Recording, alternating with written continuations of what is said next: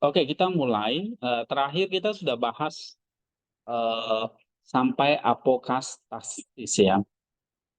Berarti sebenarnya materinya sudah selesai tentang Nisa. Cuma saya mau melanjut Maximus dengan waktu yang ada. Mendingan saya pakai waktu buat kasih kalian contoh papernya ya untuk karena target saya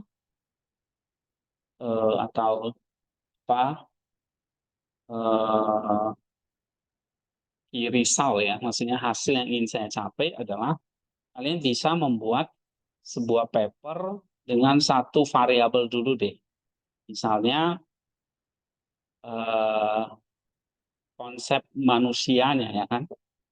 Misalnya ini saya kasih contoh manusia dalam teologi Gregorius dari Nisa dari penciptaan hingga pemulihan akhir. Nah ini contoh ya. Semuanya sama, benar? Dan ini saya ambil dari buku ini. Florowski yang saya terjemahkan ini kehidupan dan teologi, kehidupan dan pemikiran Saint atau Santo Gregorius dari Nisa. Ya, ya walaupun bukan hanya manusia di sini yang dibahas, tapi ada tentang ada yang lain-lain ya. Jadi kita fokus ke manusianya. Jadi kalau manusianya itu mulai dari penciptaan itu halaman 42, manusia sebagai puncak dari penciptaan dunia sampai apokastasis ya halaman 74 ya. Nah, jadi dari halaman 40 berapa tadi 43, 42 sampai 74. Nah, itu yang kita kutip ya, lalu kita kembangkan paragraf jadi paragraf-paragraf temuan. Ya, karena target saya adalah kalian bikin paper dulu, tapi walaupun bikin paper ya mulai dari langkah ini kan, membuat temuan dulu kan, atau menampilkan hasil atau temuan penelitiannya. Ya, nah baru nanti kamu bahas dalam bentuk paragraf-paragraf. Ya, baru kamu tarik kesimpulan, tulis metodenya, tulis introduction-nya, abstraknya, baru judul, ya kan? Jadi judulnya terakhir. Nah, ini beberapa minggu yang ada, target saya kalian apa ya, edit ya, selesaikan papernya ini, karena ini nanti jadi yang kalian kumpulkan adalah papernya. Nah, ini yang saya kasih, ini udah contoh jurnalnya memang. Tapi paper yang saya minta adalah kalian kerjakan yang ini nih, hasil dan pembahasan. Nah, ini memang belum saya submit ya, ini artinya masih tahap saya apa ya? Ini sih udah langkah. Ini cek yang dicek lagi nih, masih di 8 ya. Tapi saya pikir tinggal apa edit-edit lagi nanti tinggal disubmit. Nah, papernya adalah kalian kerjakan yang 1 dan 2 aja nih. Seperti yang pernah saya kasih tahu ya. Ini target saya 1 dan 2. Nanti kalau bagus baru jadikan artikel lanjut ke 3. Oke, 1, 2, 3 ini ya sampai kesimpulan tentunya. Nah, baru lanjut ke 4, tulis metode, tulis introduction atau pendahuluan dan abstrak. Ini berarti udah bikin artikel ya. Tapi cara untuk bikin artikelnya ya saya mau lihat 1, 2, 3 dulu bagus gak? Kalau amburadul repot ya. Tapi saya pikir kalau kalian udah paham, lihat contoh-contoh dan kerjakan dengan baik, bisa lanjut ke 4. Jadi kalau 1, 2, 3-nya jelek, ya perbaiki dulu sampai bagus, baru 4. Ya. Sehingga saya nggak mau sembarangan bikin artikel tapi nggak bagus. Ya, bagus itu artinya ya kalian tahu cara-caranya, isinya gitu ya. Nah, materi saya tidaklah tambah lagi dari Maximus ya, tapi kita review kembali tentang manusia sampai apokastasis hari ini, tapi dengan contoh paragraf hasil dan pembahasan. Ya. Nah, waktu nanti kalian UAS saya suruh kumpulnya tanggal berapa? 28. Jadi ini hari ini tanggal 7 sudah. Tinggal 14, 21, 28. Ya. Nah, minggu depan tanggal 14 itu saya mau ada beberapa yang presentasi. Seperti ini. Tunjukin. Ya. Kalau ini kan udah selesai ya. Nah, misalnya nih, penciptaan poin 1 penciptaan. Mana paragraf kalian? Nih, pakai Folorowski dulu ya. Atau kalau enggak, kalian pakai nama saya, Andy, tahun berapa, halaman berapa, pakai buku ini ya kan. Kalau saya memang ambil dari bahasa Inggrisnya langsung ini. Ya, ini tulisan tahun 87, ini saya terjemahkan di sini. Ya, kalian baca yang terjemahannya aja. Ya. Nah, ini kalian pakai buku saya, jadi tulis nama saya. Tapi harus ada ini. Kalau belum ada Athanasiusnya, Bapak gereja yang lain, itu nggak apa-apa nanti. Jadi kalau udah lanjut ke artikel, berarti kalian harus bikin apa? Tambah pembahasannya, ya kan? Tapi untuk UAS nanti, untuk ujian nanti, atau tugas akhirnya, cukup paragraf-paragraf dari buku saya, terus kalian tambahkan kalimat-kalimat analisis kalian. Ya, susun dalam 4 poin besar kan? Penciptaan, lalu kejatuhan. Ini udah pegang semua, udah ada PDF-nya, udah masukin di laptop. Oke, baru inkarnasi dan penyembuhan kodrat manusia yang jatuh. Baru yang terakhir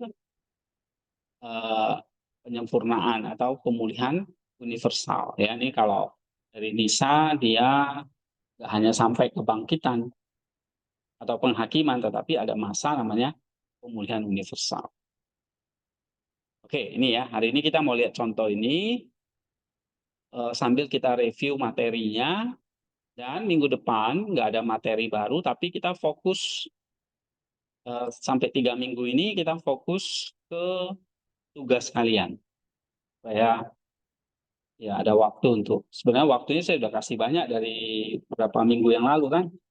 Nah, tapi saya mau ini dipresentasi ya. Jadi semua siapin aja, nanti saya pilih, terserah saya, Roh Kudus yang menggerakkan saya. Ya, ini absennya juga nggak jalan ini.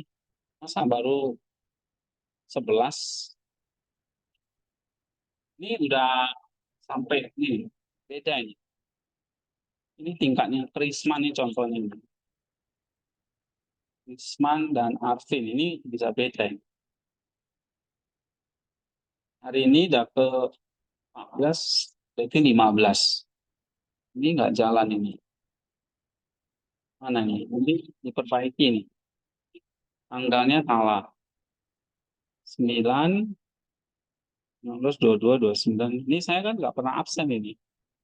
Masuk terus. Ya. Ini absen merah nih siapa ketua kelasnya? Risma apa? Hah? Ini, yang ini yang benar. Ini hari ini udah pertemuan ke berapa harusnya? eh, bukan pertemuan ke 14 ya, 14, 15, 16. 14 hari ini. Ini juga salah nih, 35, ini kelebihan satu. Nggak tahu mana yang benar.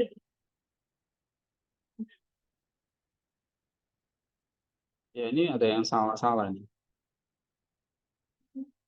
Pertemuan ke-14 kan. Nah, untuk di dogmatikanya itu kan saya suruh kalian di classroomnya itu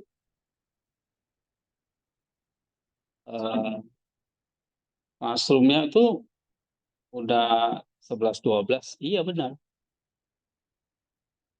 Karena ada 1 minggu saya nggak kasih 13, hari ini ke-14. Ya kan? Iya, ini kelebihan satu, yang ini kayaknya kurang 3 malah, kurang 2. Ayo, Lismas. Ini kurang-kurang, ini nilainya dikurangi. Ini yang lebih kurangi juga. Nah, tugas mingguannya kan bagian hasil dan pembahasan ya. Oke, tambahkan referensi lain, saya pikir nggak usah dulu lah. Tapi fokus ke buku saya aja dulu ya. Nah, tugasnya dikumpulin tanggal 28. Minggu depan yang akan presentasi eh, ya misalnya saya mau lihat aja 15 sampai 20 menit satu orang, misalnya saya panggil Depi, nah, maju. Jadi semua siapin ya. Maria misalnya, Afin misalnya, Ika misalnya. Suruh fashion show dulu Ika. Ya, yang nggak bisa nanti saya suruh fashion show. Terus angkatan Lismar, ya, siapin. Oke, ada tentang ini, ada pertanyaan nggak?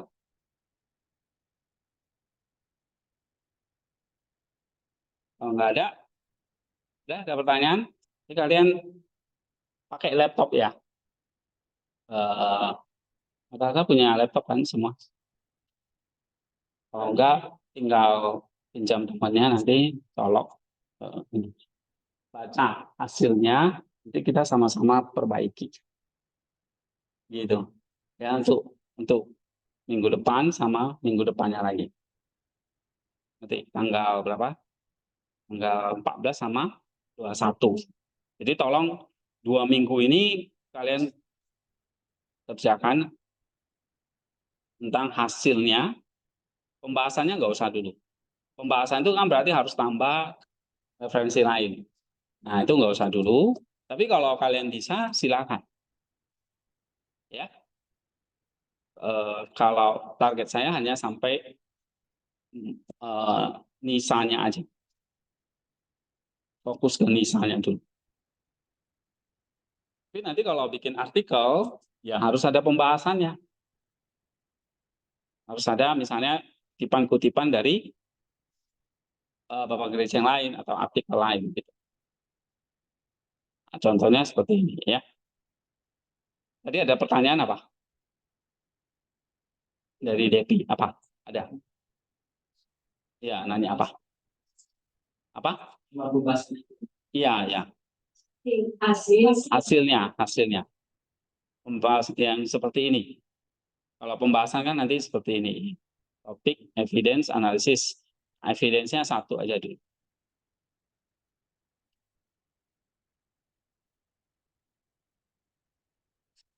Nanti kalau ini hasilnya bagus, nah baru masuk pembahasan. Terus baru nanti lanjut ke artikel. Berarti bikin apa kodenya ya, kayak gitu.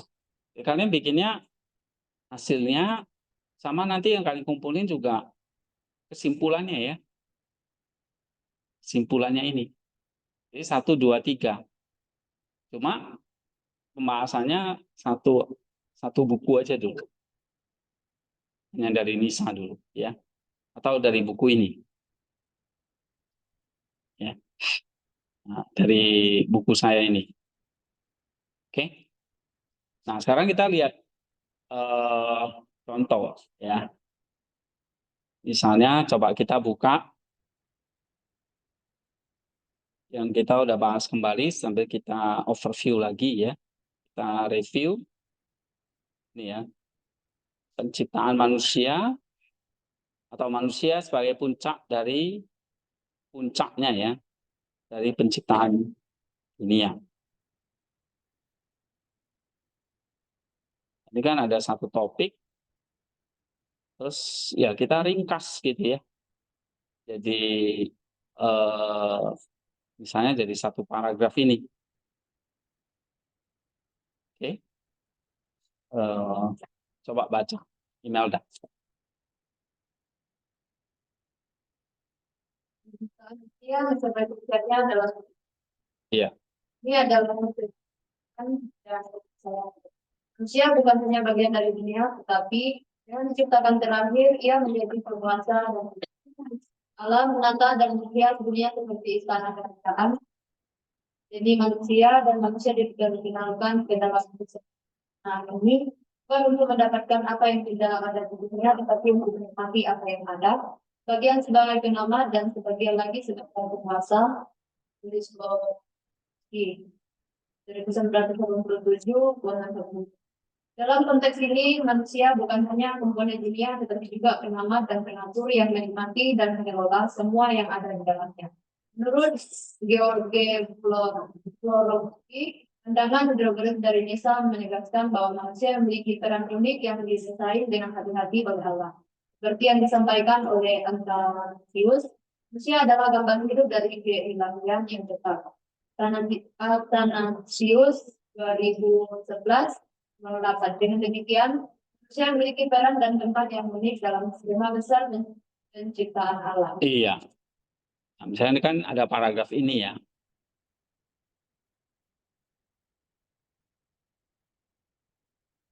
Ini kan.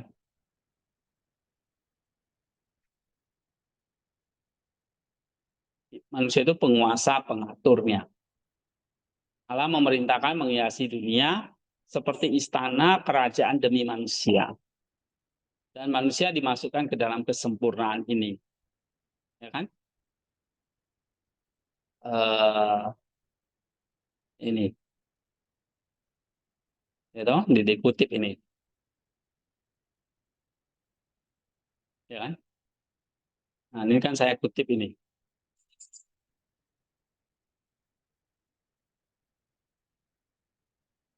Oke. Nah, kalimat topiknya begini. Manusia menjadi penguasa dan pemilik. Makanya dia diciptakan terakhir. Gitu. Oke. Nah, terus kamu lihat. Ini berarti kan warna merahnya ini.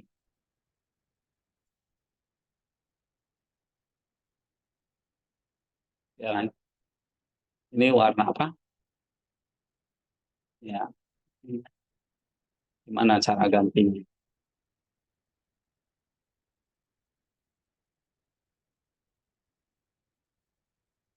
Nih, ya kan? Nah, baru saya kutip ini.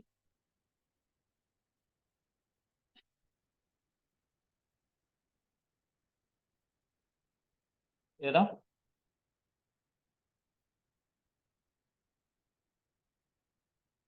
Nah, lalu Athanasius ini.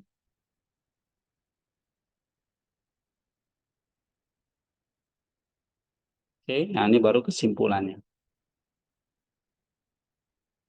Ya.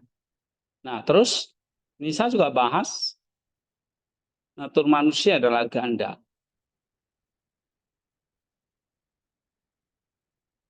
Ya.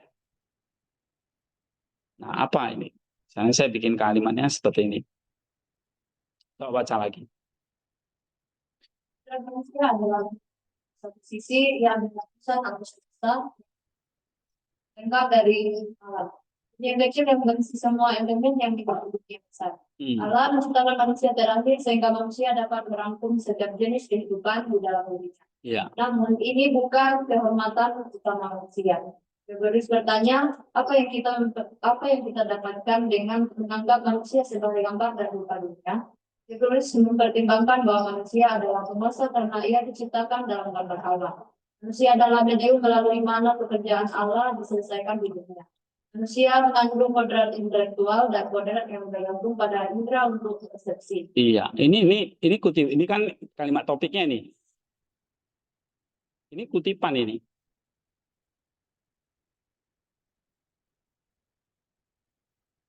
Ya kan, kutipan dari ini kodrat ganda tadi.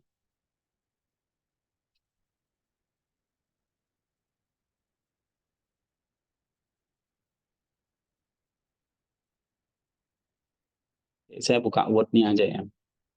Sedikit gampang. Kasih warnanya.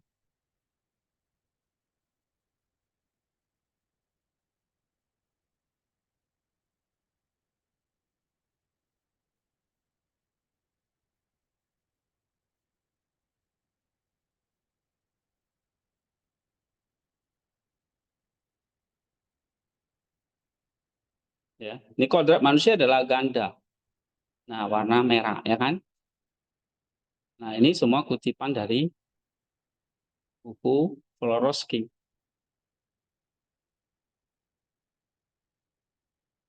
Oke,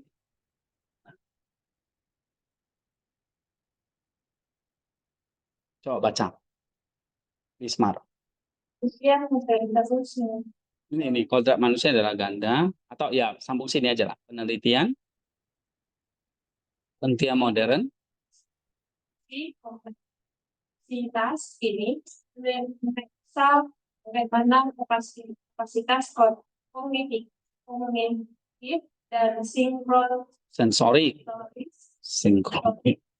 berinteraksi untuk membentuk pemahaman kita tentang dunia. Gregorius dari Nazarean khusus menyatakan penciptaan manusia dilakukan dengan penuh perhatian dan kemuliaan. Bukan hanya sebuah perintah, tetapi sebagai cerminan dari cinta dan niat ilahi. Iya, ini kalau ada Gregoriusnya ya.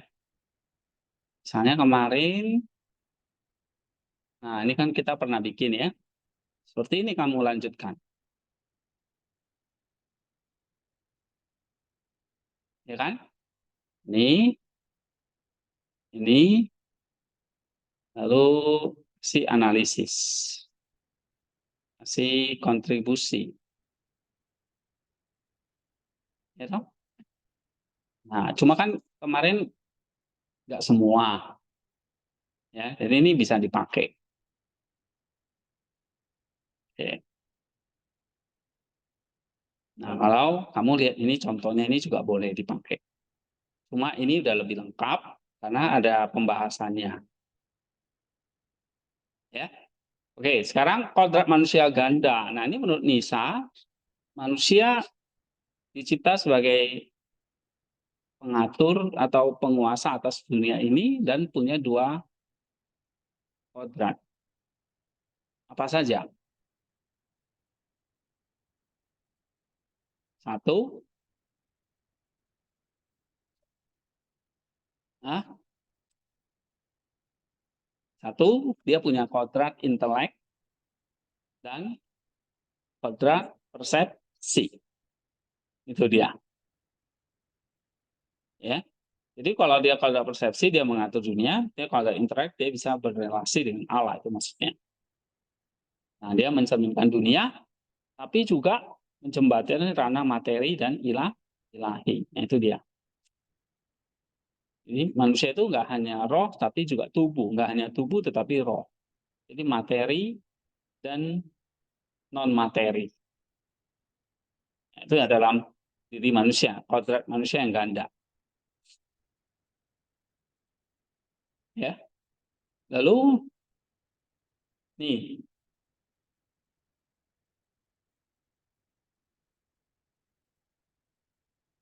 Allah ternyata menciptakan manusia karena kasihnya.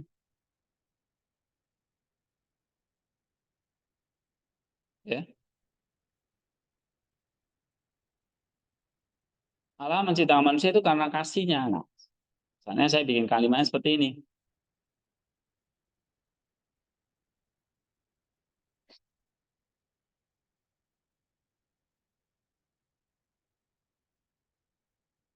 Mana? Nah, ini namanya kalimat utamanya. Ya, ini kutipannya. Tambahan lagi dari sini. Ini kutipannya. Nah, baru saya kasih kalimat analisis.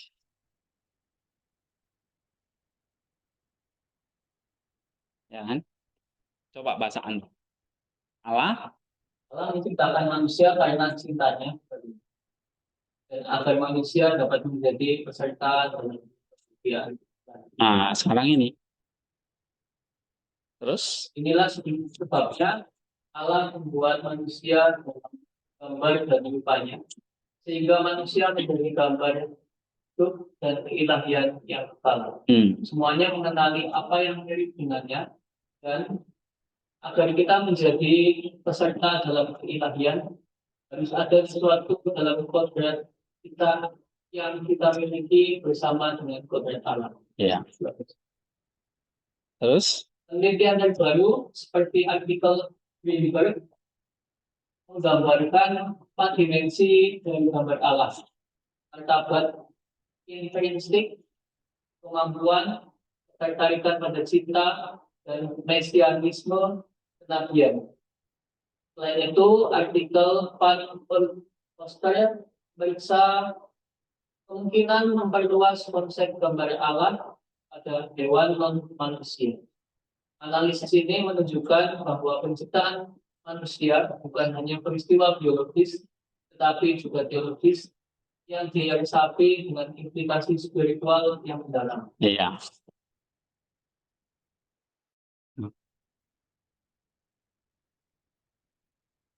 Bisa mengatakan di sini apa?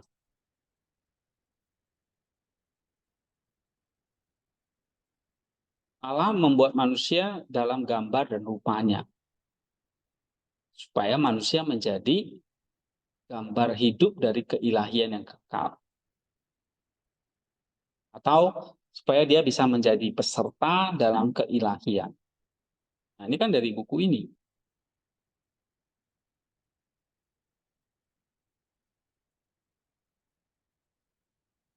Ya kan? Jadi peserta dalam keilahian.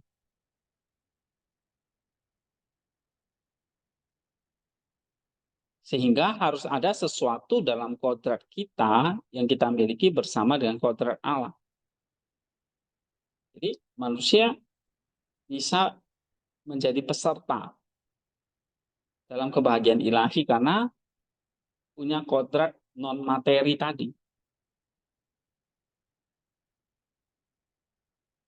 Ya, nah, misalnya tambahan artikel lain, ada Van Koster mengatakan, gambar Allah ini kepada hewan, oh ini salah, kepada gambar Allah ini bukan hanya kepada hewan, tetapi maksudnya kepada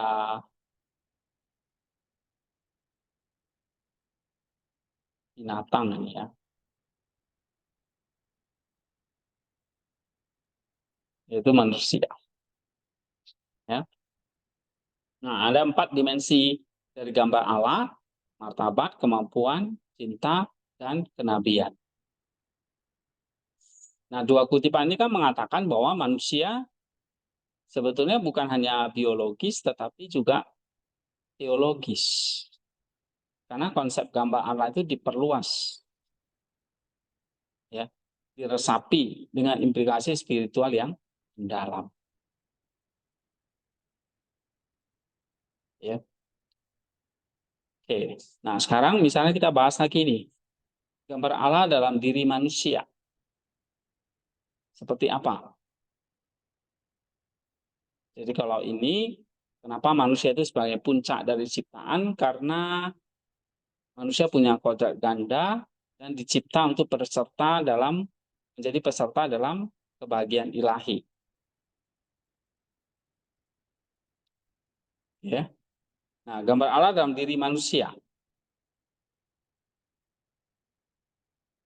Coba baca ini.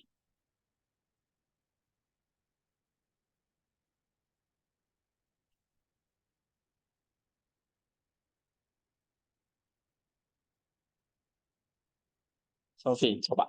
Gambar Allah. Gambar Allah harus dicari dalam kemampuan manusia yang membedakannya dari alam lainnya, yaitu dalam kekuatan berpikir atau inteleknya. Iya. Sebuah gambar menyiratkan refleksi dan semua hal dalam manusia yang mencerminkan kesempurnaan keilahian. Setiap kebaikan yang telah ditanamkan dalam kodrat manusia harus diakui sebagai gambar Allah. Gregorius dari Nisa berpendapat bahwa doktrin ini penting untuk memahami status ontologis manusia dan juga kodrat etisnya. Konsepnya tentang gambar Allah dalam umat manusia bersifat dinamis dan memungkinkan pertumbuhan atau penurunan kejelasan yang lebih besar atau lebih sedikit dan kelengkapan gambar ini dalam setiap individu. Semakin manusia mencerminkan kesempurnaan keilahian, semakin jelas gambar Allah dalam dirinya. Penelitian terbaru juga menunjukkan bahwa kapasitas intelektual manusia seperti yang dibahas dalam artikel oleh Irving Greenberg menjadi pusat utama dalam perkembangan etika dan moralitas atau Greenberg 24 89 sampai 107. Ambrosius menyatakan intelek manusia adalah refleksi dari keindahan ilahi memberikan dasar bagi semua tindakan etis. Irenaeus dari Lyon menguatkan bahwa manusia sebagai gambar Allah adalah satu-satunya ciptaan yang mampu mencapai kedalaman keserupaan dengan Sang Pencipta melalui intelek. Gregorius dari Nisa menambahkan intelek manusia adalah cermin yang mencerminkan keindahan ilahi dan melalui intelek manusia kita dapat melihat gambar Allah. Ini menunjukkan bahwa gambar Allah dalam manusia tidak statis, tetapi terus berkembang melalui refleksi dan tindakan etis. Nah, ini intinya di sini. Simpulannya kan ini. Ini kan penutupnya. Tapi gambar Allah dalam diri manusia itu kalau kita ingat lagi ada di dalam nusnya atau intelek. Ya. Gambar itu kan sebetulnya refleksi. Gambar itu kayak cermin atau refleksi. Reflektor. Segala sesuatu dalam diri manusia mencerminkan kesempurnaan ilahi. Setiap kebaikan yang telah ditanamkan dalam kodrat manusia harus diakui sebagai gambar Allah. Nah, karena ada gambar Allah dalam diri manusia, maka ada reflektor Allah di situ. Karena gambarnya gambar Allah. Ya. Nah, itu intinya dari kalimat ini. Lalu kalau bikin paragrafnya, ini saya kutip. Sebuah gambar menyiratkan refleksi dan semua hal dalam manusia yang mencerminkan kesempurnaan keilahian. Setiap kebaikan telah ditanamkan dalam kodrat manusia harus diakui sebagai gambar Allah. Ya, ini lupa kasih kutip. Ini dari Volorovsky ini. Ini kan saya kutip.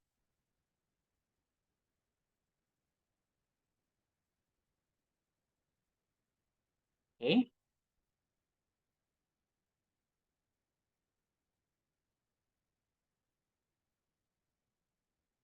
Nah, baru saya ngomong, Nisa berpendapat, ya, doktrin ini penting untuk memahami status manusia. Karena punya gambar, dia punya status manusia. Apa statusnya? Manusia mencerminkan kesempurnaan keilahian.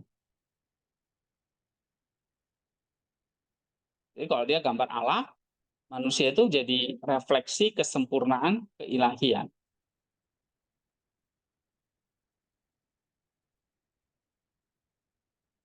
Ya. Jadi semakin sempurna keilahian, semakin jelas gambar Allah dalam dirinya.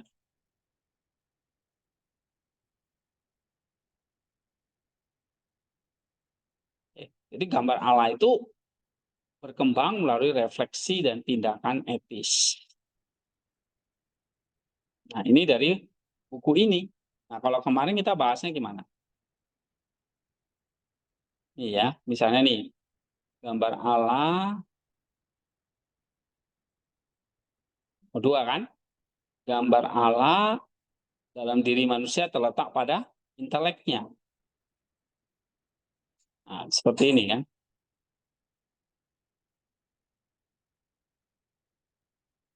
Gambar Allah dalam diri manusia terletak pada inteleknya.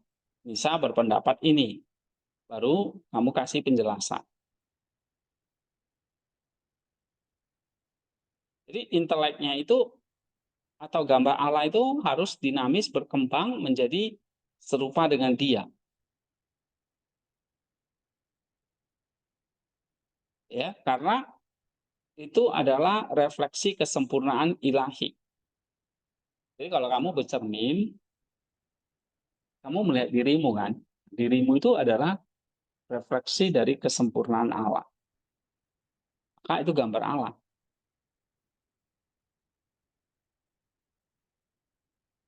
Ya, oke. Nah ini kalimatnya, berarti ini apa ini? Iya, ini topik, ini semua intinya. Coba baca lagi. Kemiripan manusia. Kemiripan manusia dan semua fasilitasnya, tetapi titik fokusnya dalam diri manusia. Ketika sepotong kecil kaca berada di bawah sinar matahari, seluruh cabang tubuh surgawi dapat terlihat di dalamnya. Bukan dalam ukurannya sendiri, tetapi sejauh yang dapat ditampung dengan sepotong kecil kaca. Dengan cara yang sama, gambar-gambar atribut yang terlukiskan dari keilahian bersinar dalam lingkup kecil kuadrat kita. Gambar ilahi dalam manusia adalah hubungan hidup antara manusia dan Allah yang memungkinkan manusia untuk mengembangkan keserupaannya dengan Allah. Hanya melalui upaya ini manusia dapat berpartisipasi dalam kebahagiaan ilahi. Intelek diciptakan dalam gambar yang paling indah dan tetap dalam keadaan keindahan dan kebaikan selama berpartisipasi sejauh mungkin. Dalam keserupaan dengan Archetype. Terus? Begitu ia menyimpang dari keserupaan ini, yang kehilangan keindahan yang telah dinikmatinya. Intelek dihiasi oleh keindahan archetype dengan cara yang sama seperti cermin mengekspresikan fitur-fitur figur yang terlihat di dalamnya. Nah, jadi kalau intelek kita itu seperti cermin. Jadi cermin untuk bisa melihat fitur-fitur, figur yang terlihat di dalamnya. Nah, ini kan dari sini nih.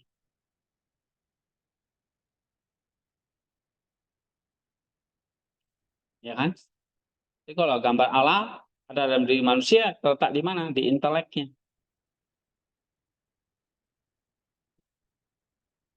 Kalau terletak di inteleknya, berarti intelek itu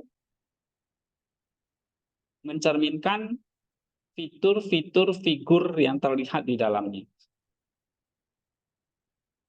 Ya, keserupaan dengan Allah melalui intelek adalah kunci partisipasi manusia dalam kebahagiaan ilahi. Kan nusnya itu harus diperbarui supaya serupa dengan Allah. Oke, ini contoh paragrafnya yang saya bikin. Ya, tapi memang ini standar artikel jurnal. Bahasanya memang bahasa akademis. Ini bukan bahasa khotbah. Ya kan?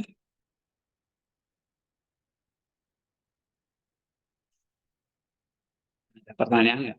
Mau lanjut lagi? Kalau ini, ya ini bahasa buku ya. Ini kan bukan artikel. Oke, sekarang ini ya, contoh lain. Gambar Allah dan kebebasan kehendak. Jadi kalau tadi gambar Allah ada dalam diri manusia itu terletak di dalam inteleknya nanti akan berpartisipasi dengan Allah, maka intelek itu seperti cermin. Cermin itu berarti dia kayak memantulkan sifat-sifat ilahi. Dia kasih contoh sepotong kecil kaca, ya, taruh di bawah sinar matahari. Maka kaca itu ngapain?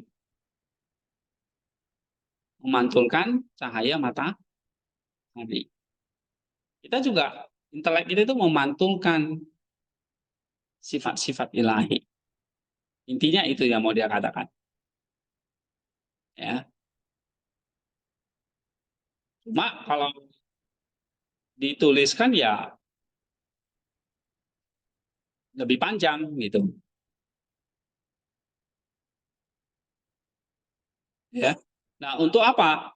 Manusia itu diciptakan menurut gambar Allah supaya manusia bisa berpartisipasi dalam keilahian. Karena dengan adanya gambar itu, maka intelek kita mengekspresikan figur-figur itu.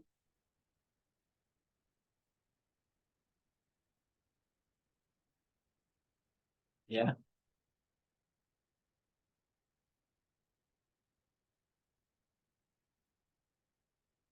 Oke, sekarang kebebasan kehendak atau kehendak bebas. Nah, apa hubungannya nih? Gambar Allah dan kehendak bebas. Coba kita baca sini. Menjadi gambar Allah berarti hidup di dalam Allah dan memiliki kemungkinan untuk menjadi indah. Nah, keindahan itu diekspresikan dalam kebebasan kehendak.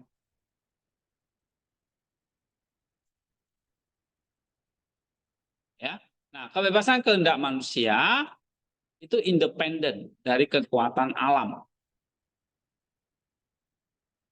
dan mampu membuat keputusan dan pilihannya sendiri. Kebebasan kehendak adalah kondisi yang diperlukan untuk kebajikan, karena kebajikan harus dipilih secara bebas dan sukarela. Apapun yang bersifat wajib atau dipaksakan tidak bisa menjadi kebajikan. Tanpa kebebasan kehendak tidak akan ada intelek. Nah, jadi intinya adalah gambar Allah dan manusia itu terkait erat dengan kebebasan kehendak supaya manusia itu bisa apa? Dengan kerelaannya bisa berkembang dalam keindahan. Nah, keindahan itu maksudnya adalah dalam kebaikan dan cinta ilahi. Kan manusia itu dikasih sifat-sifatnya itu sekarang. Sifat-sifatnya itu harus dinyatakan dalam atau dikembangkan dalam kebaikan dan cinta dengan sesamanya. Nah, kebaikan dan cinta itu adalah kekuatan dari kebebasan kehendak.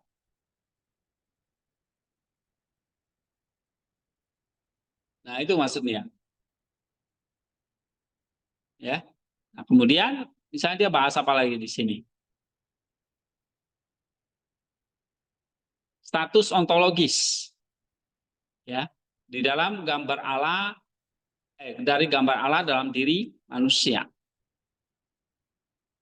Status hakikinya ya, ontologisnya.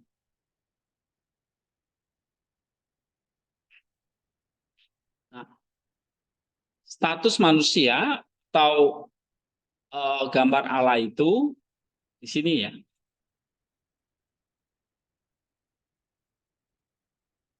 Gambar ini adalah gambar yang tepat selama tidak kekurangan apapun yang kita anggap sebagai sifat dari arketipnya. Arketipnya itu ya gambar Kristus itu.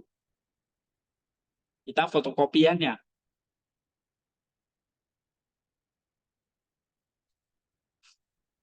Archetype-nya nggak hilang. Ya, tapi begitu gambar tersebut kehilangan keserupaannya archetype-nya, fotokopiannya itu kehilangan keserupaannya archetype-nya, dia berhenti menjadi gambar. Nah, ini fakta bahwa kalau kehendak bebas itu disalahgunakan, maka gambar itu kehilangan keserupaannya.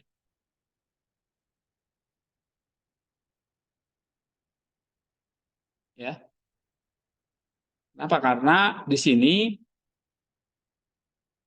ya, manusia sudah diberikan keberadaan untuk menikmati kebahagiaan keilahian. Tapi karena ada kehendak bebas, maka manusia harus dengan kerelaannya untuk memantulkan sifat-sifat Allah. Itu. Nah, karena kehendak bebas itu, kan nanti kita di sini akan bahas tentang ada kemungkinan jatuh ke dalam dosa. Jadi ini sama jenis kelamin, lalu ini ya, kejatuhan manusia dan gambar Allah. Nah, kalau di sini kita bahasnya masuk dalam kejatuhan.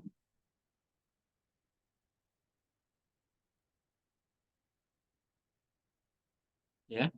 Nah, kalau bagi Nisa apa konsep kejatuhannya? Tadi karena ada kehendak bebas. Coba kita baca ya.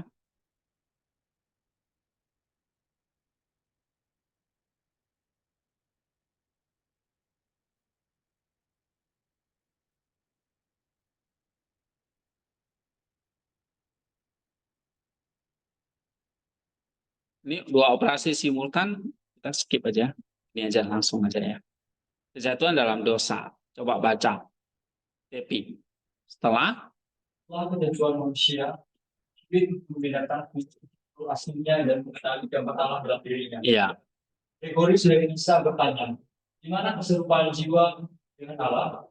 Di mana yang tidak tunduk pada perintah jasmani? Di mana kehidupan yang kekal? Manusia panah bernafsu dan sementara jiwa serta tubuhnya sendiri pada hasrat dari segala jenis. Oke, ini saya kutip dari sini ya. Ya. Terus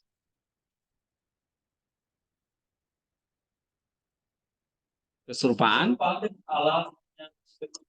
Serupaan dengan Allah hanya dapat dihingga dalam atribut yang bersifat kekal. Dalam atribut ini keserupaan ilahi yang masih kembali bersinar sehingga kita dapat mengenali hukum asli kehidupan manusia, hierarki dan proporsi. Segala sesuatu harus tunduk pada jiwa dan intelek dan mengungkapkan martabat serta kesempurnaan mereka.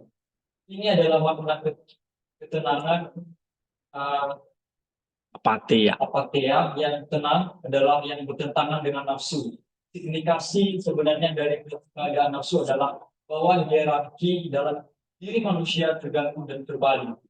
Yang superior menjadi subordinat kepada yang paling rendah dalam dirinya. Dan kehinaan misteri, kehinaan materi diteruskan ke intelijensi sendiri. Ketenangan mencakup kebinasaan, kata Aftarsia. Ketika hierarki modern manusia dipertahankan. Ya? Kamu? Oh ya. Sinar kehidupan dari keilahian disampaikan di seluruh keberadaan manusia melalui inteleknya. Melindungi manusia dari ketidakstabilan, dari kefanaan. Memberinya ketahanan dan stabilitas, keabadian dan kehidupan yang berlangsung sebelum kehidupan. Gregorius 1893. Dalam pemahaman Gregorius, perintah Allah kepada manusia pada penciptaan itu menguasai bumi, menandakan bahwa manusia tidak hanya memiliki kekuasaan atas alam, tetapi juga harus memerintah makhluk irasional. Kalau budi harus mengendalikan irasionalitas sebagai puncak dari tatanan hierarki dan harmonis dunia seperti yang awalnya diciptakan. Manusia dipanggil untuk menjadi penguasa alam, dan karena itu harus independen dari alam. Agustinus menjelaskan bahwa kemerdekaan ini dan kebebasan dari ketidakpastian dan siklus alam akan di surga jika manusia mengalami kebahagiaan spiritual melalui partisipasi dalam kehidupan berkala.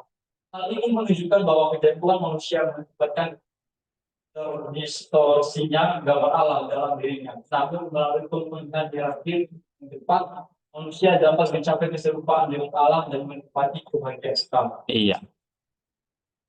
Jadi di sini kalau dari buku ini kejatuhan manusia dan gambar Allah itu akibatnya apa? Kalau dari ini,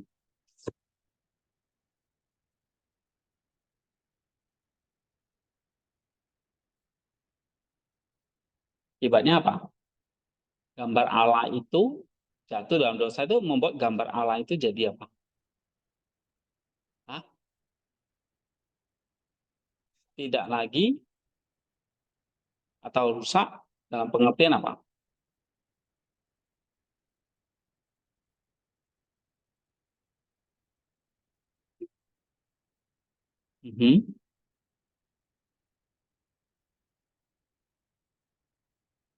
Hierarkinya tuh jadi terbalik-terbalik gitu loh.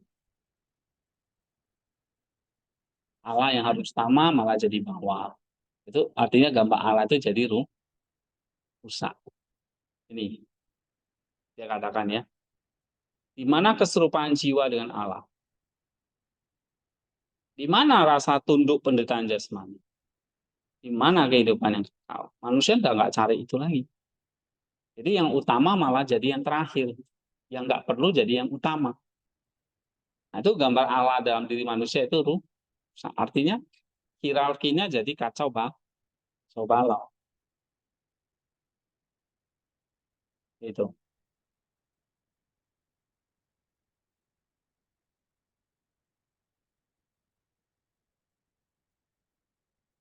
Ya, hierarkinya jadi kacau balau. Nah, misalnya dikatakan di sini terbalik gitu.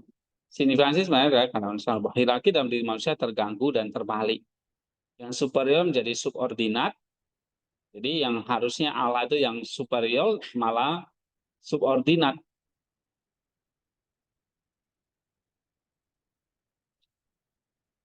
Ya kan?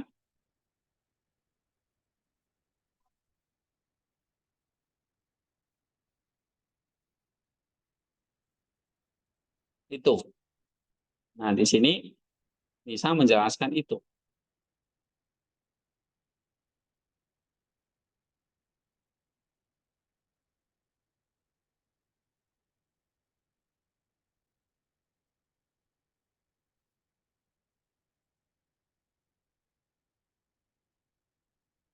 Nih ya, coba nih. Apa yang tanpa ekspresi adalah apa yang berawal dari nafsu. Arti sebenarnya di keadaan nafsu adalah nih. Bahwa di dalam hierarki kacau dan terbalik.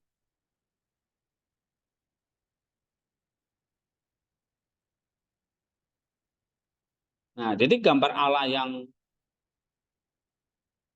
rusak itu maksudnya apa? Hierarkinya kacau dan terbalik.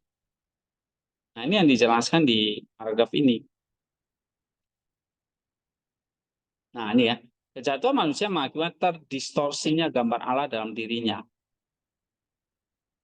Makanya hierarkinya harus dipulihkan. Susunannya harus dipulihkan lagi. Susunannya apa? Allah sebagai arketipnya. Bukan terbalik hawa nafsu dulu. Ya. Nah, maka di sini dikatakan melalui pemulihan hierarki yang tepat manusia dapat mencapai keserupaan dengan Allah.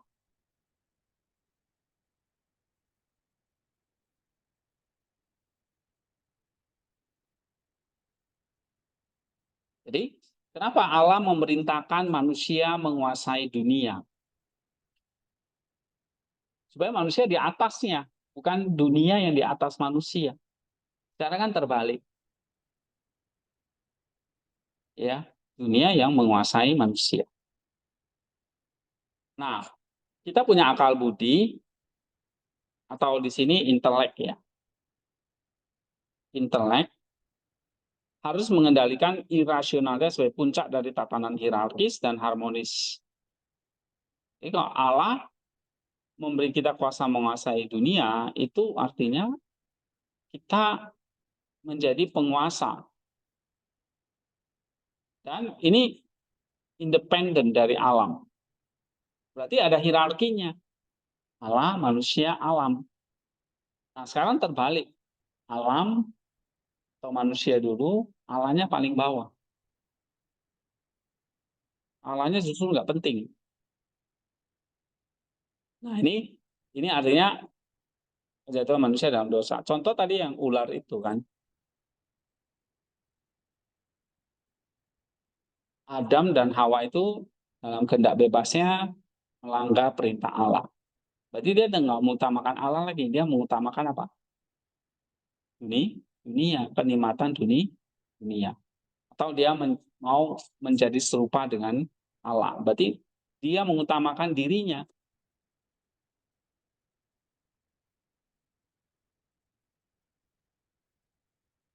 Ya, itu. Jadi urutannya dari terbalik. Nah, ini coba baca lagi. Manusia, Allah, dan pilihan bebas manusia. Nah, ada Allah dan pilihan bebas. Terus Manusia diciptakan dengan pilihan bebas dan tujuan asalnya adalah untuk mencapai alam. Tetapi tujuan ini tidak tercapai karena upaya tentang melemah dan inersia alam menaklukkan perjuangan manusia untuk bersatu kembali dengan keilahian. iya. Jadi kehendaknya melemah, inersia alam, ini urutan alam maksudnya ya. Mengalahkan perjuangan manusia untuk bersatu kembali dengan keilahian. Terus Hal ini menyebabkan kerusakan kodrat manusia dan pertumbuhan ketidakaturan di seluruh dunia, di mana alam semesta tidak lagi menjadi cermin keindahan keilahian dan gambar Allah yang terukir di dalamnya menjadi kodrat. Begitulah cara kejahatan masuk ke dunia. Kejahatan tidak memiliki dasar dalam kehendak Allah karena berasal dari hal-hal yang tidak ada. Dengan sendirinya kejahatan tidak memiliki keberadaan, tetapi ada hanya sebagai ketidakhadiran kebaikan. Kejahatan menentang kebaikan yang benar-benar ada dan segala sesuatu di dunia yang berasal dari kehendak Allah secara paradoks tulis Gregorius, kejahatan ada dalam ketidakberadaannya yang sangat yang menunjukkan betapa pentingnya manusia untuk memilih kebaikan dalam setiap tindakan. Iya. Manusia diciptakan dengan kehendak bebas supaya dia bisa mencapai Allah, tapi tujuan ini tidak tercapai karena kehendak bebas itu melemah. Harusnya dipakai untuk menaati Allah, tapi dipakai untuk menaati alam, menaati dirinya sendiri. Akhirnya mengalahkan perjuangan manusia untuk bersatu dalam keilahian. Jadi tujuannya melenceng gitu. Kan dosa itu artinya membuat kita miss dari tujuan. Ya, miss the target. Harusnya kehendak kita diarahkan kepada Allah, tetapi dibelokkan. Ya. Nah, inilah yang menyebabkan kerusakan kodrat manusia. Dan akhirnya apa? Ketidakteraturan di seluruh dunia. Contoh penyembahan berhala itu. Berhala misalnya,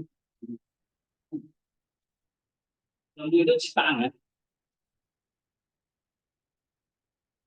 Manusia ciptaan juga. Di mana ada di sini? Manusia. Saya di sini. Lembunya di bawah. Tapi sekarang terbalik. Manusia nyembah siapa? Lembu. Terbalik. Itu maksudnya ketidakteraturan dunia itu terjadi kacau balau semua.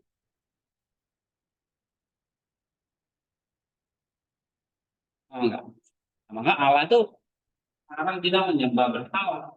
Bangsa Israel menyembah patung lembu. Lembu itu ciptaan, patung alam. Patung itu kan batu-batuan, alam itu. Nah, alam itu harusnya apa? Manusia jadi penguasanya kan. Tapi sekarang terbalik. Patung yang mengendalikan uang misalnya. Uang itu apa? Nilai ekonomi, ya, ekonomi, nilai pasar, nilai barang.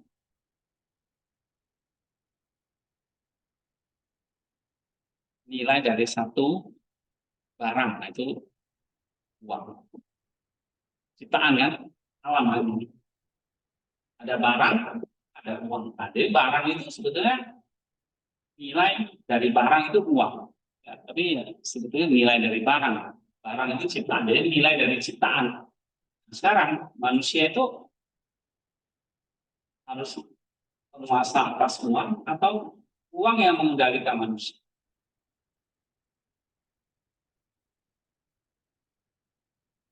Ya, manusia sekarang dikendalikan oleh uang. Gara-gara uang, manusia saling membunuh. Ya kan, misalnya. Nah, itu namanya apa? Tidak. Tuh.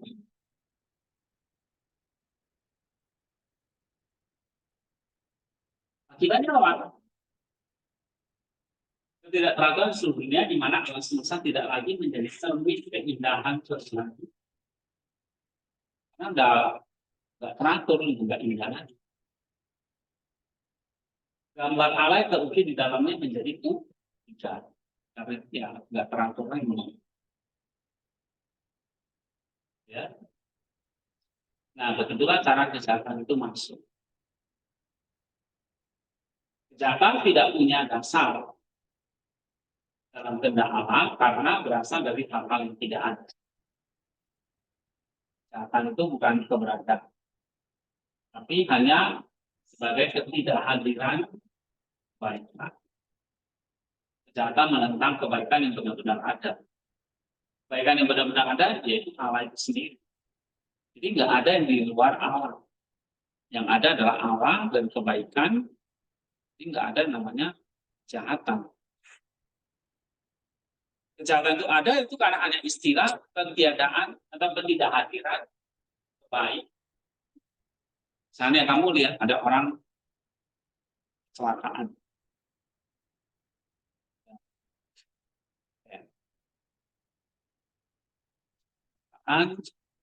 Terus sudah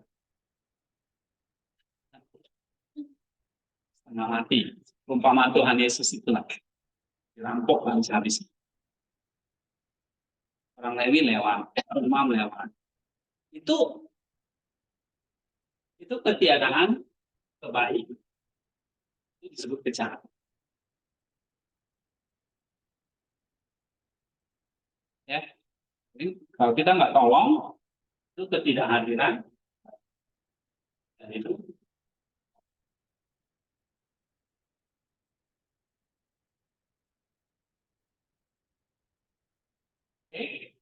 kejahatan ada dalam ketidakberdayaan insan, ketidakberdayaan manusia itu. Ini menunjukkan bahwa betapa pentingnya manusia untuk memiliki kebaikan dalam setiap tindakan. Kejahatan menentang kebaikan yang benar-benar ada dan segala sesuatu yang benar.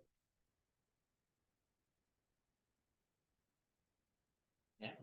Nah, baru di sini dijelaskan sumber kejahatan adalah kerusakan kehendak. Itu penulis menjelaskan lagi. Kejahatan, sumber dari kejahatan itu kok bisa muncul karena kehendak itu rusak. Jadi harusnya kehendaknya untuk menolong ini cuek. Nah, itulah timbul kejahatan. Pada manusia berubah dan dia mulai bergerak ke arah yang salah. Jadi kehendaknya harusnya tadi gini ya. Allah, manusia, ciptaan. Dan atau ini alam. Nah, manusia di tengah-tengah, mediator antara ciptaan. Saya punya kehendak yang bebas. Ya kan? Nah, kalau dia penguasa atas ciptaan ini, harusnya dia membawa ciptaan ini menyembah Allah. Ya kan? Membawa ciptaan ini memuliakan Allah. Ini peran manusia di sini. Kehendaknya itu ditujukan kepada Allah. Kehendaknya itu ke atas gitu. Tapi kehendak manusia ini sekarang apa? Bergerak ke arah yang salah, bukan ke atas, tapi ke bawah. Nah, kehendaknya ke arah salah, malah menyembah ciptaan. Jadi sekarang ciptaan itu yang dibawa lagi di sini. Manusia atau Allah di sini. Bahkan ada yang mengatakan Allah itu enggak. Gitu. Nah, jadi ciptaan yang nomor satu. Terbalik nggak urutannya? Kacau kan? Nah, ini artinya gambar Allah itu udah rusak. Ini peraturannya jadi kacau. Nah, jadi ciptaan dulu manusia. Itu artinya bergerak ke arah yang salah. Gerakan kehendak ini tidak sesuai dengan kodratnya dan demikian kehendak rusak dan hancur. Jadi kehendaknya jadi rusak.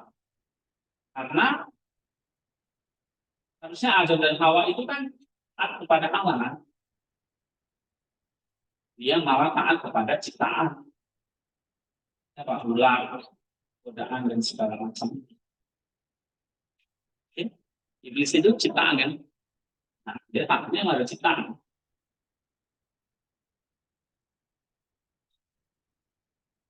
Ya, gerakan kehendak ini tidak sesuai dengan kodratnya dan demikian kehendak rusak dan hancur. Nah, akibatnya kehendaknya itu rusak, hancur. Jatuh dari dia yang benar-benar rusak dan menghancurkan segala sesuatu yang ada. Kejatuhan manusia dari keberadaan ke ketidakberadaan menjadi mungkin karena gerakan kehendak yang tidak sesuai dengan kodrat.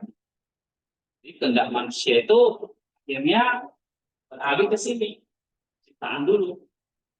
Nah, inilah kehendak yang menuju kepada ketiadaan. Karena kejahatan itu sebetulnya dari awalnya nggak ada. Yang ada itu Allah yang baik, nggak ada kejahatan. Tapi manusia melenceng dari kebaikan, itulah kejahatan. Itu maksudnya.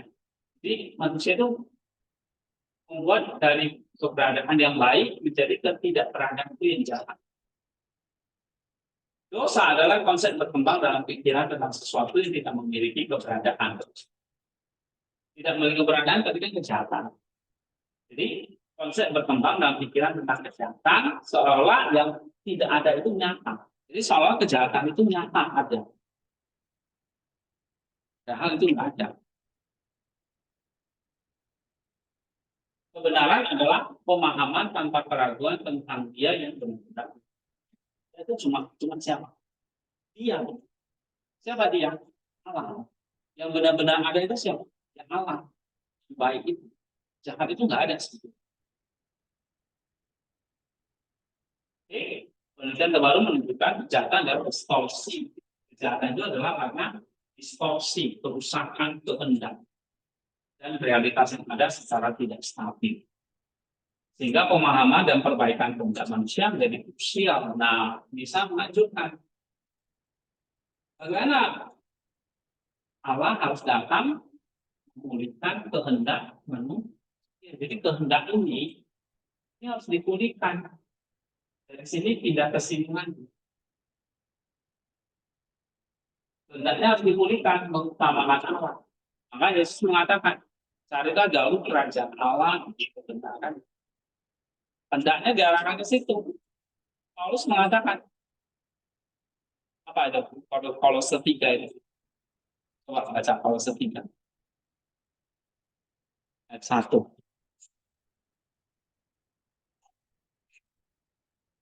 Kan? Setiga 1 sampai 2 tadi. Yang dapat baca Helmi? Nah, Itu kalau kamu dibangkitkan bersama Kristus, terima perkara yang di atas, karena Kristus ada, itu di sebelah kanan Allah. ya perkara yang di atas itu doa. Gitu. Ya. Itu contoh-contoh. Oke.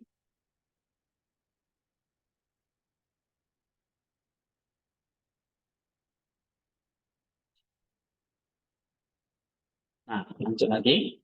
Allah telah menetapkan bahwa umat manusia harus terus berkembang dan membutuhkan dalam keadaan jatuh. Jadi kalau setelah jatuh, kenapa Allah nggak menghentikan aja? Masih ada manusia-manusia yang lahir dari Adam dan Hawa. Ya. Allah sudah menetapkan umat manusia harus berkembang, memenuhi bumi. Itu sebelum manusia jatuh. Maka dalam keadaan jatuh. Namun karena kejatuhan memperkenalkan ketidakteraturan tadi, ketidakteraturan ini tadi, dan kefanaan dalam kodrat manusia, kefanaan ya, akhirnya manusia kan mati. Perbanyakan ras, ya keturunan, terjadi melalui pembagian jadi jenis kelamin dan hasrat fisik yang banyak. Jadi jadi jenis kelamin itu karena kita dosa.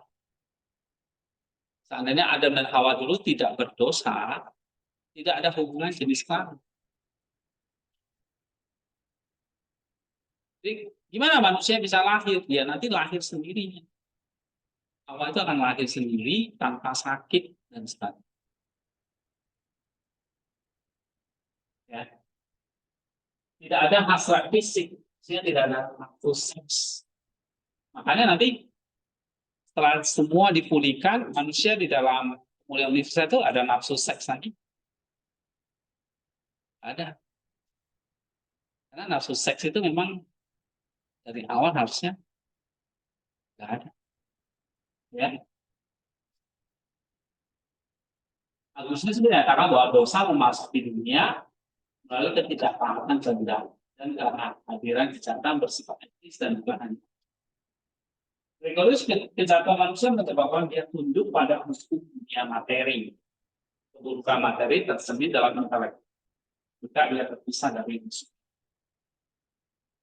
Ya, Eva van Koster mendukung pandangan ini dengan menunjukkan bahwa bagaimana kepercayaan pada materi dan kekuasaan dalam menjadi akal dalam sumber dosa. Dari Griffin dalam ketika mendoroti bahwa kehendak bebas dalam konteks teologi proses merupakan landasan. Dan kemudian kejahatan manusia mengakibatkan distorsi gambaran dan dirinya dapat menunjukkan lalu kehendak dan selaras dengan kebaikan dan kebenaran. Maka Kristus datang harus jadi manusia supaya dia bisa memulihkan apa ini? Kehendak manusia. Itu ada yang mengatakan Yesus tidak jadi manusia. Nah, bagaimana kehendak manusia itu kita dipulihkan? Kehendak itu kekuatan dari Tuhan. Ya. Pemulihan, penyembuhan, dan transformasi manusia tidak dapat dicapai melalui kekuatan alamiah. Dari kejahatan tidak dapat dibalik begitu saja, dan gerakan ke arah yang salah cenderung sulit diubah. Keselamatan manusia memerlukan tindakan kreatif baru dari pihak Allah. Gregorius percaya bahwa kejahatan pada akhirnya akan habis dengan sendirinya dan bahwa itu tidak bisa dan bahwa itu tidak bisa tak terbatas dan tanpa batas karena keterbatasan adalah sifat dari semua keberadaan.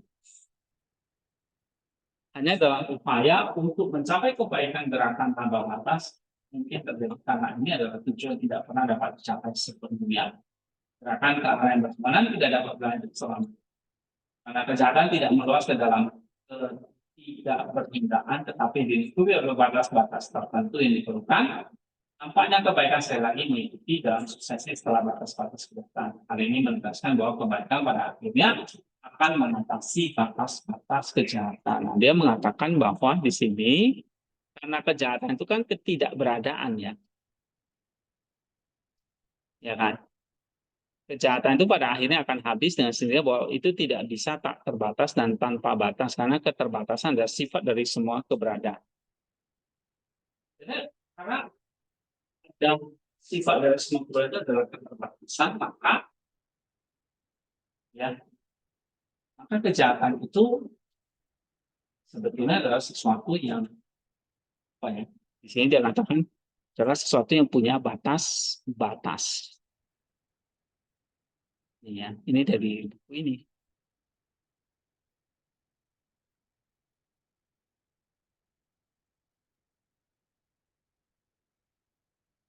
Ini.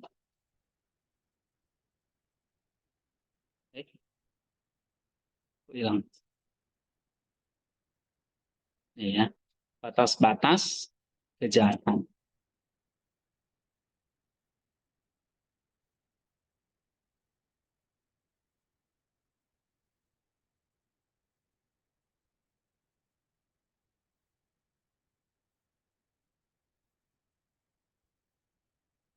Oke, coba baca. Alasan ini berasal dari Kevin Berman pada sifat absolut kemudian dan ketidakmungkinan stabilitas dan ketangan akhir di kejahatan. Itu sering bisa melakukan kedatangan khusus kedua penyelamatan ketika keselamatan itu tidak rigorous, tidak menyebutkan kalau misalnya ini maksudnya alas itu terbatas atau tanpa batas maka kebaikan itu tanpa kejahatan itu apa batas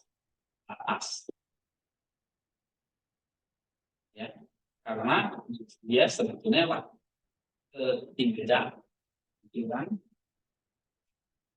ketidakhadiran baik.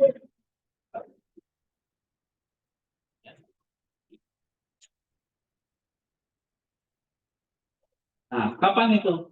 Nanti kedatangan Kristus yang kedua, maka ada yang namanya egois tidak menyebabkan penghabisan akhir dari kejahatan, ya. Tapi ia melihat firman yang menjelma sebagai satu-satunya harapan manusia untuk keselamatan dari lautan kehidupan manusia yang gelap dan dalam pandangan ini harapan akan keselamatan menetap terletak pada iman Kristus. Kristus itu datang, ya, yang ada itu nanti kayak lautan kebaikan. Akhirnya kejahatan itu kayak sendirinya hilang gitu. Contoh ilustrasinya apa ya? Kayak kamu melempar garam di tengah laut. Misalnya. Akhirnya apa? Garam itu ada? Enggak ada. Larut di dalam air. Nah, kejahatan itu seperti itu. Lautannya itu Kristus yang menghangutkan semua kejahatan. Seperti garam yang ditelan di dalam laut. Ya. Oke. Jadi kalau kamu baca pelan-pelan dalam, cuma ya sedikit sulit.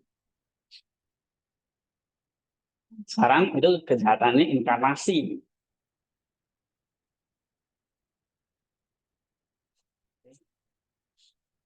Inkarnasi berarti mulai halaman berapa?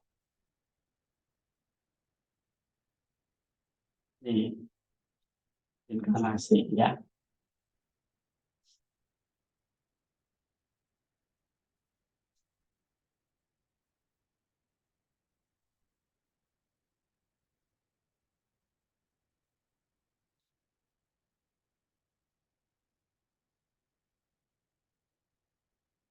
Mana yang penting ini ya.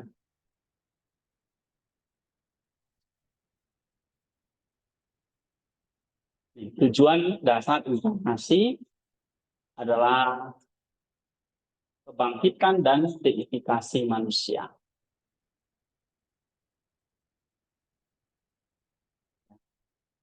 Nah, ini sudah pernah dijelaskan kan? Kristus menjadi satu dengan kodrat kita, supaya dia bisa mengambil kodrat yang baru, dan kodrat itu dibangkitkan. Kita kodrat itu diperbaiki dengan cara dibangkitkan, dan ini jadi hilang. Nah, dalam kodrat itu kan, waktu dia mengambil kodrat itu, kodrat manusia itu adalah gambar Allah. Nah, dalam gambar Allah itu ada intelek. Dalam intelek itu ada kehendak. Ya kan? Begitu dia ambil kodrat manusia, ini semua dipulihkan. Inkarnasi. Tapi nggak cukup inkarnasi. Harus sama mengalami kematian dan kebangkitan.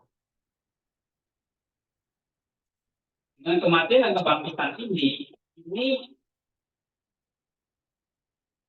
hierarkinya diperbaiki kan? Ya, kematian tadi apa? Yesus mati, dia kehendaknya bukan kehendak dia kan? Yesus berdoa apa? Tidak Bapa yang jadinya. Berarti kehendaknya dibalikin lagi, Bapak dulu. Kematian. Ya kan? Nah, kebangkitannya apa? Ini iblis itu dikalahkan. Bapak baru manusia, sini iblis. Nah, kalau di sini ular yang menang kan? Ular itu yang dari atas kan? Manusia taatnya kepada ular, kepada Allah. Nah di sini manusia itu melalui Kristus taatnya kepada Allah lagi. Ularnya yang diinjak mati. Kalau di sini ularnya yang naik, Allahnya yang jadi di bawah. Nah, Allahnya yang di atas. Itu lewat kematian. Kebangkitan, iblisnya diinjak mati. Ya. Jadi kehendak manusia itu dipulihkan lagi, dikasih teratur lagi. Oke, paham? Paham nggak sih? Nah, dan seterusnya. Ya. Oke, ada pertanyaan nggak?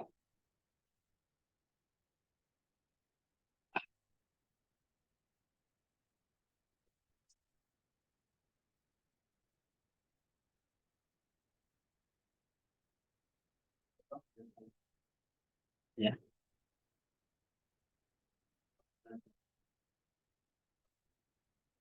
Terus masih kematian. Setelah kematian baru kebangkitan. Jadi kenapa itu kan ada hierarki. Hierarki, ya. Itu hierarki. Oh, susunan, urutan gitu. Satu, kedua, ketiga.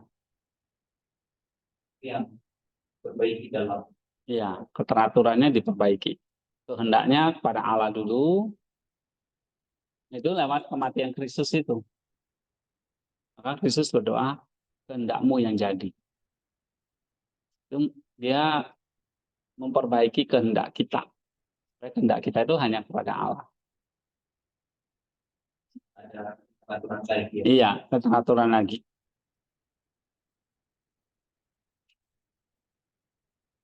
Kehendaknya yang diarahkan yang benar. Ini Allah dulu. Bukan ciptaan. Ciptaan itu macam-macam ya. Tadi bisa patung, bisa macam. Allah dulu yang utama. Ya. Nah, itu diwujudkan dalam kematian Kristus dan kebangkitannya yang mengalahkan maut.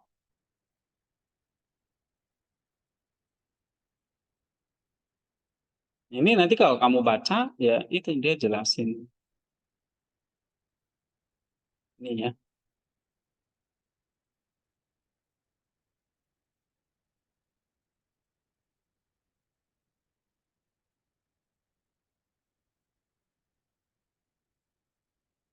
Ini inkarnasinya ini.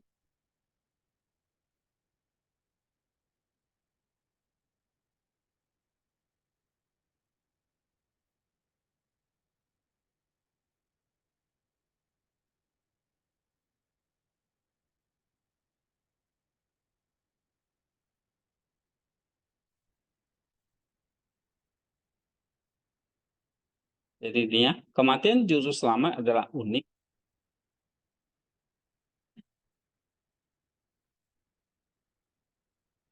Oh ini dia bahas terus di sini kan.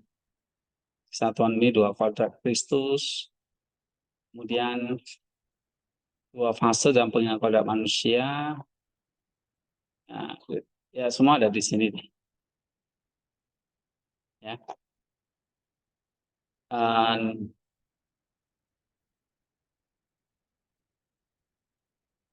kalian coba buat paragrafnya nanti lihat habis depan. Oke?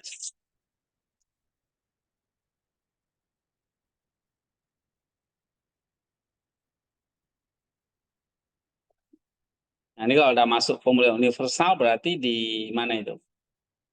Ini ya bagian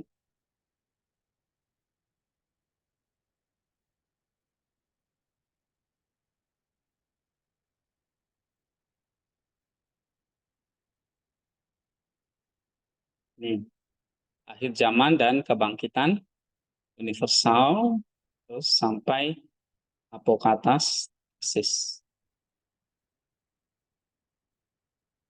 Nah, ini berarti bagian ini. Ya. Nah, pembahasan tentang pemulihan ini atau inkarnasi ini banyak ya.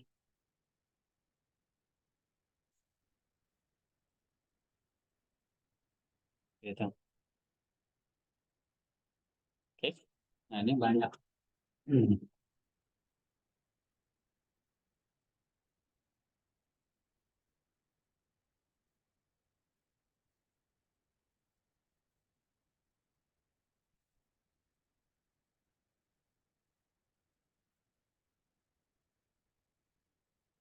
Saya berbiasa. Ya. Ini di luar konteks. Ya, memang sama-sama bisa Tuhan. Ini di luar konteks manusia. Nah, Tuhan ini tentang kebangkitannya nanti. Nah, yang jadi pertanyaan saya kan dalam kejadian 1 bab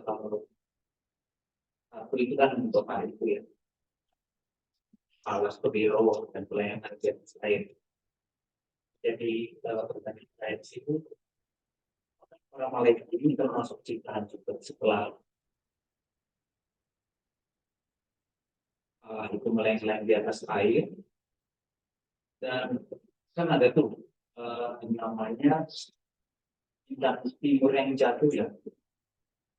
Terus apakah dengan kejatuhannya dia ada dampak nggak sama malaikat yang lain? Ya kan pada mulanya alam ciptaan langit dan bumi. Langit itu maksudnya itu alam malaikat. Langit itu alam yang nggak kelihatan. Bukan langit-langit ini. Tapi langit itu maksudnya dunia roh, dunia malaikat. Bumi itulah dunia fisik. Ya, jadi malaikat diciptakan duluan, lalu manusia. Nah, lalu sebagian malaikat itu berdosa, ya, jatuh, ya. Nah, lalu eh, mereka juga nggak mau sendirian, mengajak manusia juga. Yang memang manusia juga punya intelek atau roh yang seperti malaikat itu. Sehingga bisa diajak untuk jatuh bareng. Kenapa malaikat nggak membujuk binatang, tumbuhan untuk melawan Allah? Karena mereka nggak punya intelek, manusia punya intelek. Jadi memang ular itu adalah ya malaikat itu. Iya, ya ular itu kan bukan ular fisik sebetulnya ya. Itu simbol malaikat yang jatuh.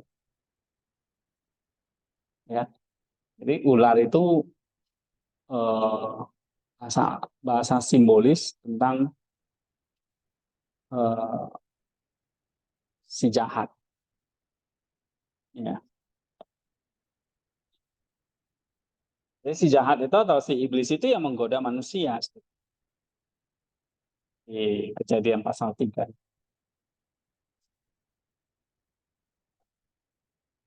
Nggak ada apa? Nggak ada ular. Iya, iya, nggak ada ular itu. Jadi, ular itu bukan binatang dalam hal itu ya.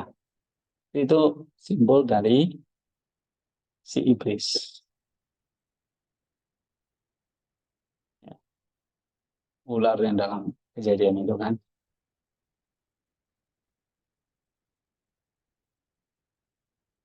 Bukan ular seperti ular kita lihat sekarang gitu. Ya,